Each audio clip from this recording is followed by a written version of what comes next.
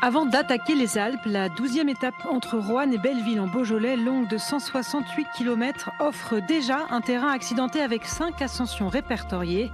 Les reliefs du Beaujolais devraient être un bon cru pour baroudeurs.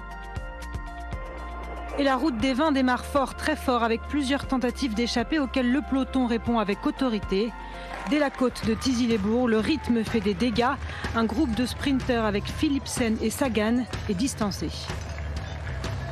Dans un début de course complètement fou, les attaques fusent de toutes parts, mais personne ne parvient à se détacher. Allez, c'est parti cette 12e étape. Tom Pitcock qui y va. Allez. Vas-y Tom. Oui, ils sont comme un minime, ils se pointent. Attends, tu m'as piqué mon goûter il y a 15 jours, tu sortiras pas. Impressionnant, mais on laisse sortir tout le monde. Après 100 km de course, une seule chose est sûre dans ce chaos ambiant, 2 groupes sont distancés. Le maillot vert a plus de 7 minutes, celui de Nelson Poles à 4 minutes. Mais devant, le groupe maillot jaune n'abdique pas et même Jens Voigt sur sa moto n'en revient pas. Et pour les mecs à l'avant, il n'y a que des gros noms. Et on ne sait vraiment pas comment ça va se terminer. Et il n'y a pas de trêve, ça attaque sans arrêt. La seule chose que je peux vous dire, c'est vive le Tour. Mais un groupe semble enfin réussir à prendre le large sous l'impulsion d'abord de Tige Benoot et Dylan Teuns.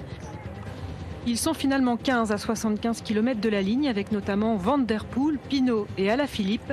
Le peloton maillot jaune est relégué à 2 minutes 30. C'est Mats Pedersen qui empoche les 20 points du sprint intermédiaire devant Van Der Poel et Amador. Van Der Poel, encore lui, prend la fuite avec André Amador, puis attaque seul dans le col de la Croix-Montmain. Mais dans la Croix-Rosier, il est rejoint puis distancé par Pinot, Jorgensen, Martin, Izagirre, Burgodo, Benoot et Johannesen. Jon Izagirre tente sa chance à son tour et passe en tête dans la dernière ascension du jour. Impressionnant, le Basque met ses poursuivants, emmenés par Pinot notamment, à plus de 40 secondes, à 11 km du terme.